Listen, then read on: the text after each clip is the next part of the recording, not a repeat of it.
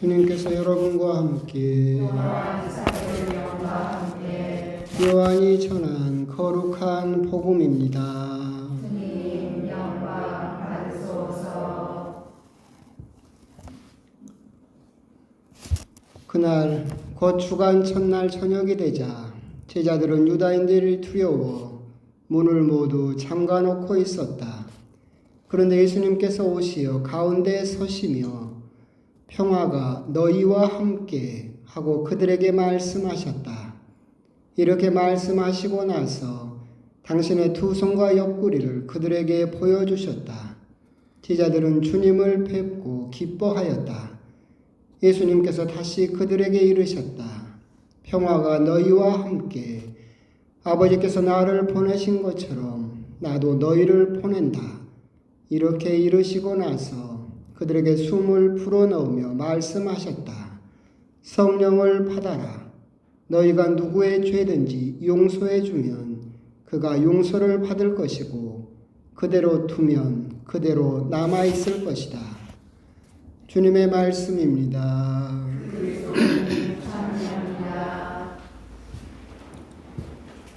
참 예수님, 오늘은 주님 성령 강림 대축일입니다.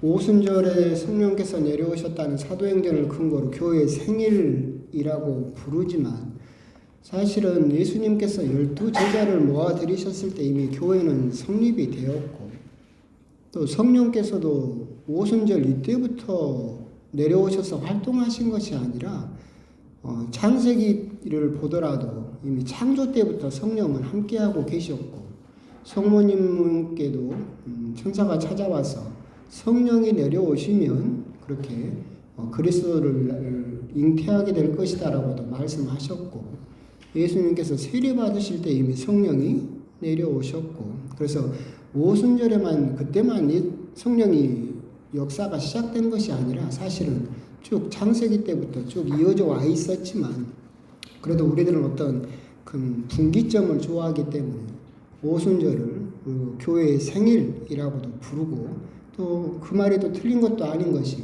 눈에 보이는 그런 이제 세상에 드러나는 교회의 모습이 성립되었다라고 해서 교회의 생일이라고 그렇게 부르고도 있습니다. 성령이라고 한다면 참 우리가 어떻게 보면 이해하기는 어렵죠. 성부와 성자와 성령, 다음 주일이 이제 그렇게 삼위일체 대축일이지만 성령은 하느님이신데 우리가 성령에 대해서 어떻게 이해를 할까라고 생각을 해보면 가장 쉬운 예는 저는 전기라고 생각을 합니다. 전기. 전기는 눈에 보이지 않죠. 그런데 이 전기가 들어옴으로써 어떤 것은 전등의 역할을 하고 어떤 것은 마이크에 이렇게 소리가 나기도 하고 오르간이 켜지기도 하고 선풍기가 켜지기도 하고 에어컨이 켜지기도 하고 각자의 은사대로 그걸 또 활동할 수 있는 것처럼 결국 성령께서 내려오시면 우리가 가진 각자의 은사를 세상에 베풀면서 그렇게 예수님의 제자로서 살아가게 된다. 결국 우리들을 그리스도인이 되게 해주는 것 그것이 바로 성령이죠. 성령께서 계시지 않았다라고 한다면 시골 처녀인 마리아가 그리스도의 어머니가 될 수가 없었죠. 성령께서 계시지 않았다라고 한다면 그 방탕한 아우구스티노가 그렇게 성인이 됐을 수도 없었을 것이고 사울이라고 불리던 그 청년이 그리스도인에게 돌을 던지던 그 청년이 성령이 계시지 않았다면 순교자, 사도라고 불리는 사람이 될 수도 없었을 겁니다. 우리들을 그렇게 예수님은 주님이십니다라고 고백할 수 있게 함으로써 또 그리고 그렇게 큰 변화를 일으키시는 분이 성령이시다. 또한 이 성령은 지금 우리에게도 해당되죠. 성령께서 계시지 않는다라고 한다면 우리가 드리는 기도는 그냥 혼자 하는 넋두리죠. 그렇죠? 성령께서 계시지 않는다라고 한다면 이 미사는 그냥 과거에 있었던 일을 추모하는 제사일 뿐입니다. 성령께서 계시지 않는다라고 한다면 여러분들이 읽는 성경은 그냥 옛날의 역사책일 뿐입니다. 하지만 성령께서 함께하고 계시기 때문에 기도가 하나님께 전달되는 우리의 마음이 되고 성찬례가 되고 그렇게 거룩한 말씀이 될 수 있겠다. 결국 성령께서 계시지 않으면 우리들은 그리스도인이 될 수도 없다. 결국 성령이라고 하시는 그분은 마치 밀가루처럼 이렇게 흩어져 있는 우리들을, 밀가루는 이렇게 불면 다 날아가게 흩어져 있죠. 이 밀가루를 한 덩이가 되게 하려면 뭐가 있으면 됩니까? 그죠? 물을 부으면 이 밀가루는 반죽이 돼서 하나의 덩어리가 되는 것처럼 결국 이렇게 다 흩어져 있는 우리 신자들을 결국 하나의 공동체, 하나의 하느님의 자녀라는 덩어리로 만들어 주시는 분, 그것이 바로 성령께서 하시는 일이다. 결국 성령께서 계시지 않으면 우리들은 세상 사람들과 전혀 다를 바 없는 그런 사람이겠지만 결국 성령께서 함께 계시기 때문에 우리의 기도와 미사와 성경이 우리 삶에 큰 도움이 되고 우리 구원의 수단이 된다라는, 방법이 된다라고 하는 것을 또한 생각해 볼 수 있을 겁니다. 그리고 여기 계신 우리 신자 여러분 모두는 이미 성령을 받으신 분들입니다. 그 증거로서 오늘 이 독서에서도 이야기를 하고 있죠. 예수님은 주님이십니다 라고 하는 이 고백은 성령이 없으면 고백할 수 없다. 여러분들은 그렇게 매일 매주 기도 중에, 미사 중에 예수님은 주님이십니다 라고 고백하고 있는 것, 그것은 이미 여러분께 성령께서 함께하고 계시다는 것이고, 여러분은 세례를 통해서 또는 견진을 통해서 성령으로 인해서 성령을 내려받아서 하나님의 자녀로 새롭게 이미 태어나신 분들이다. 근데 우리들은 이런 말을 하면 좀 뜨뜻미지근하죠. 성령이 여러분들은 실감이 됩니까? 잘 안 되죠. 그래서 성령 강림 내축일에 성령에 대해서 아무리 이야기를 해도 긴가민가 하죠. 성령을 받았다고는 하는데 이게 뭐 느껴지는 것도 없고, 신부님은 앞에서 저렇게 열심히 이야기하는데 그러면 그런갑다 하고 넘어가고, 그게 우리들의 또 받아들이는 방법인 것 같은데, 왜 우리들은 그러면 그렇게 성령에 대해서 인지하지 못할까라고 한다면 한 가지 착각과 한 가지 잘못을 하고 있기 때문에 우리들은 성령에 대해서 잘 느끼지를 못하고 있죠.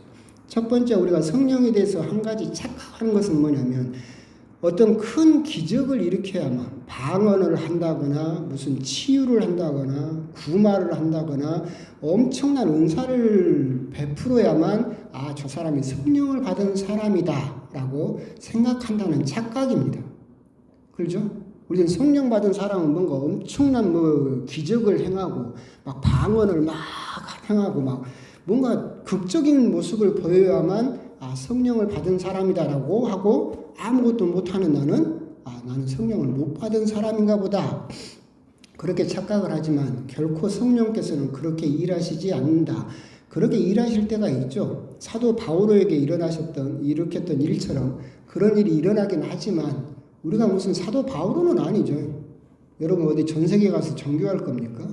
하나님께서 그렇게 쓸만한 일을, 특별한 일을 맡길 사람에게는 그런 180도의 변화를 일으키시지만 다른 많은 모든 사람들에게는 그런 큰 변화로 일을 하시지는 않는다. 그래서 성령님께서 하시는 일은 세례를 받고 요르단강에서 세례를 받고 올라오신 예수님처럼 고요하다, 조용하다라고 하는 것처럼 우리 일상 안에서 조금씩 변화를 일으키시는 분이 성령이시다. 우리가 성령에 대해서 착각하는 거 한 가지, 뭔가 180도 확 변하는 것이 있어야만 성령께서 함께 하신다라고 생각을 하지만 성령께서는 그렇게 일하시지 않는다. 사도행전을 한번 봐봅시다. 성경에서 성령에 대해서 가장 많은 말을 하는 성경이 사도행전입니다. 사도행전은 성경에서 제일 많게 57번이나 성령에 대한 이야기를 하고 있습니다. 근데 그 중에 이제 여러분들이 기억하시면 로마의 백부장이라는 고르넬리우스가 나옵니다. 사도 베드로가 환시를 봅니다. 하늘에서 이렇게 그물에 이렇게 돼가지고 세상의 모든 피조물들이 다 담겨 있습니다. 그래서 사도 베드로에게 이걸 먹어라. 베드로가 거부합니다. 저는 율법에 따라서 음식을 가리니까 제가 못 먹을 것도 있으니까 먹지 못합니다. 그래야 하나님께서 말씀하시죠. 하나님께서 만드신 것을 더럽다고 하지 마라. 그리고 환시를 보고 나서 또 명령을 받아서 로마 백부장 고르넬리우스에게 세례를 주고 그때 로마 백부장은 성령을 받습니다. 그런데 이 일이 예루살렘에 알려지니까 예루살렘에서 난리가 났습니다. 그러니까 예루살렘에 있던 그 제자들과 그 공동체에서 이방인 집에 가서 이방인의 음식을 먹다니 그게 말이 되느냐라고 사도 베드로에게 항의를 하는 장면이 나옵니다. 재밌는 것은 뭐냐면 이방인 집에 가서 이방인의 음식을 먹는 사도 베드로를 그렇게 비방했던 사람들이 누구냐면 오늘 일독서에 오순절 때 성령을 받은 사람들입니다. 우리가 생각을 한다면 성령을 받았으면 하느님께서 만드신 것을 더럽다고 하지 마라라고 하는 것을 깨달을 수 있어야 되죠. 근데 이 사람들은 베드로를 공격합니다. 성령을 받았다고 해서 옛날에 가지고 있던 습관이나 옛날에 가지고 있던 생각이나 나에게 굳어져 있던 그 모든 것들이 가치관들이 일거에 변화되는 것은 아니죠. 오순절 때 성령을 받았음에도 불구하고 아직 율법에 갇힌 생각을 가지고 있었기 때문에 사도 베드로를 그렇게 공격했다. 그렇다면 그 사람들은 추후로 어떻게 변화되었느냐? 차근차근 점진적으로 천천히 변화되어 가면서 전 세계에 선교를 하고 예수님을 향해서 위에서 목숨을 바치는 사람으로 변화되어 갔죠. 결국 성령에 대해서 우리가 한 가지 착각하는 거, 180도의 변화는 극히 사도 바오로 같은 그런 사람들에게 일어나는 것이고 대부분의 모든 신자에게는 옛날의 관습, 옛날의 생각, 옛날의 가치관을 가진 상태에서 성령께서 오셨고 우리들을 서서히 변화시키기 때문에 우리들은 그 변화를 잘 느끼지 못해서 또한 그렇게 착각을 하고 있다라고 하는 겁니다. 제가 옛날에 이제 제가 성령 쇄신대회라고 있죠? 그걸 이제 3번 가봤어요. 일반 대학생 때 2번 가보고, 신학생 때 1번 가봤는데, 이제 그때 가면 이제 그렇게 큰 성당에서 이렇게 컴컴한 데서 막 기도를 하고 성가를 부르고 기분을 고조시킵니다. 그러면서 방언을 시키죠? 한 방언을 시켜요. 2시간을 해도 저 혼자 방언을 못하고 있는 거야. 옆에서 막 방언을 하고 쓰러지고 막 난리가 나는데 저는 방언이 안 되더라고요.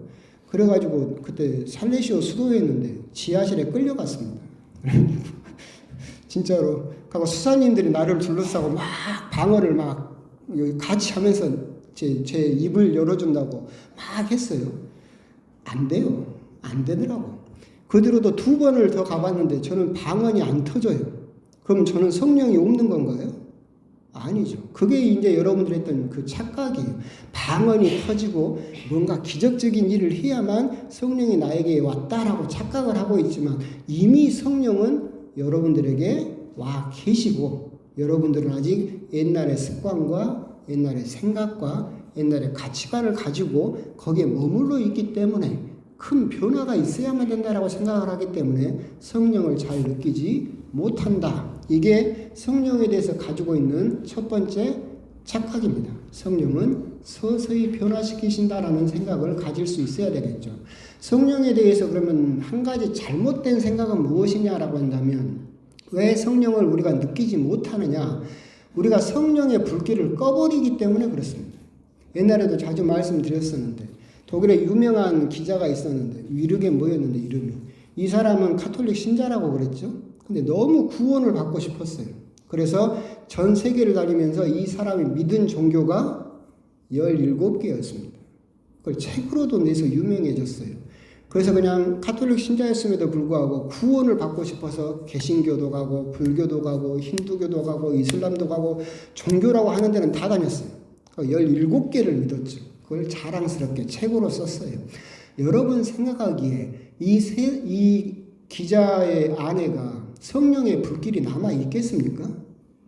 없죠. 오히려 구원을 더 놓쳐버렸을 겁니다. 이렇게 우리들은 하느님을 믿는다라고 하지만 자꾸 우리의 성령의 불길을 꺼버리는 경우가 많이 있다.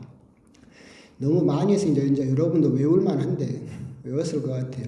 옛날에 제가 이제 우남동에서 신자들하고 일본 성지순례 간 이야기 했죠. 제가 왜 그러냐면 신자들하고 성지순례 간 게 한 번밖에 없어요.